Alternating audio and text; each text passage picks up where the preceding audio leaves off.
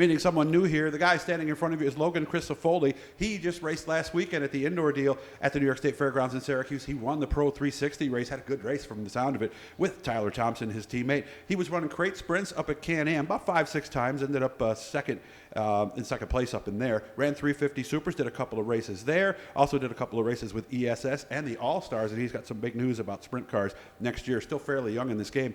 Logan, first time chatting with you. How you doing? Good, how about you? Good. So that was a good weekend, last weekend at Syracuse. It was fun. Very fun. What made the race so good? Because you were beaming about it. Like, it was one of the best races I ever did. What made it so much fun? Me and Tyler just had an amazing race.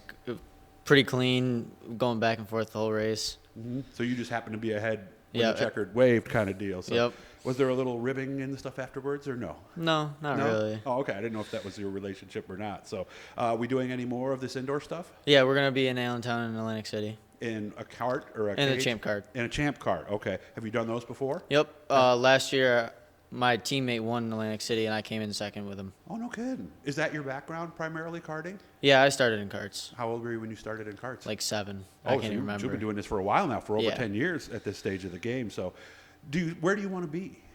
I'd hopefully end up in sprint car one day, like 410s with the World of Outlaws. That's what I'm hoping. So you really wouldn't go the asphalt? I would if I had the opportunity, yes. Oh, yeah, because, I mean, look at what you did this past year. I mean, let's start with Can-Am and the sprints. Of course, they run crate engines up there. They don't have to be certified. They run on gasoline, though, right? Yep. Do they have starters? No, it's methanol, but methanol. And they're push start. Okay, so the only difference is the carburetor, basically, yeah. Right? Okay. How did we do? How did you like that? It was fun. It was definitely a new experience for me, going from the karts to that. Yeah, because, I mean, a lot more hand motion than the karts, right? Yeah. Was it intimidating at first? Or Not no? really, because we had a year in the micro sprint before that, and we won a couple good races, and it got me a little bit ready, but it was still a big jump for me. Was that the ones where you shift? Yeah. With your left hand, too. Yep. So it's totally – so in that aspect, it really is a lot different than what you did, but it feels somewhat similar? Yeah, it's pretty close. I like the sliding. You kind of get used to it, but So the way you pitch it in and the way you drive through and off the corner is similar? Only difference really was how you sit in the car. Yeah, that was a lot more upright, obviously. Yeah, it was a lot more different. As far as Can-Am, how did you adapt to the big track? I did pretty well the first time I was out on it. Usually that's how I am. Well, I heard it was tacky up there a lot this year. It was tacky a lot of the times. Were you lifting much? Not much in them. Not much, okay. Trying to keep as much speed as possible. So how did the 350 Super thing come about? My dad, he's always wanted me to race up there, and we got the opportunity to do it, and we jumped right on it. What was that like? Was that more like a champ cart, or was it a whole different experience? It was more like indoor if I had to put it close to anything I've done. Okay. Feel that wing? Yeah, definitely feel it. A lot of guys tell me it's tough to know how hard to go in the corner with that wing on there, and it takes you a while to trust that it's going to stick. Yeah, that was my big thing when I first got in it. Won 2 heat races, though, didn't you? Yeah. So obviously you caught on fairly quickly, or you wouldn't have won. Yeah, we came from like 11th to 5th the first time. I can't remember what we did the second. Okay. Was that surprising to you? Or it was surprising for me, yeah.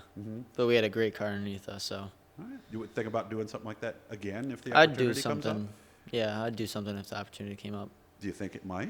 It might be. Okay. I'm kind of thinking that a few years from now, that might be the class at Oswego with the most cars. What do you think?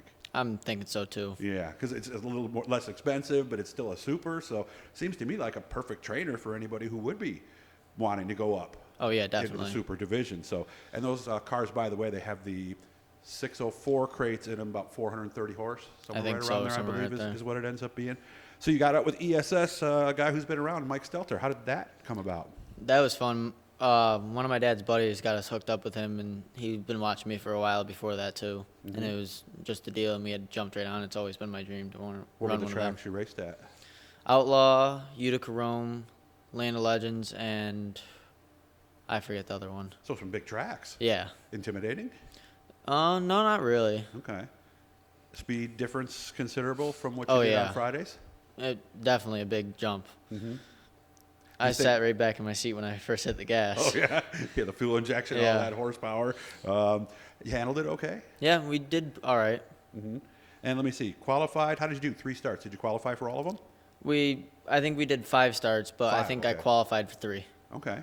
And we thinking more about that then for this year? Yeah, that's what I'm going to do this whole year. That's going to be the primary focus. You want to follow the tour, go for Rookie of the Year, all Yep, that stuff? that's what our plan is. Okay. Even had a chance to race with the All-Stars. Was that with a 360 or a 410? That was with a 360, the Okay, same so car. At least you had the motor and everything. Where was that? Weedsport, I would imagine? We ran Weedsport, Utica Rome, and Outlaw with them. Okay. So as you're sitting here right now, what are you working on? I mean, are you getting with Mike, or is he too far away, or what are you doing this off season? We keep in touch with him, but we're really working on the Atlantic City and Allentown go-karts right now. And then after that, well, obviously the focus will shift. Yep. And Motorsports Expo is going to be here before you know it. Let's be honest, it happens every year. So you got to be excited with the way things worked out to be driving all those different race cars and seemingly having success across the board. You know, for your age, you must be pretty excited about the future. Oh, I was very excited about how that went out this year. I'm just hoping we can improve this year on it. Yeah.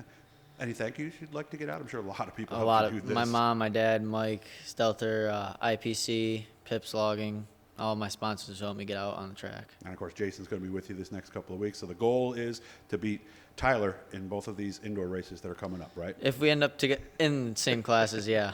Oh, he might do. He's probably running the TQ. I don't know if he's running champ. Oh, okay. I would imagine that would be tough going back and forth. So. Probably, yeah. And you've seen the TQs indoors before? Yep. Boy, they really do get up out of those corners, don't they? Oh, yeah.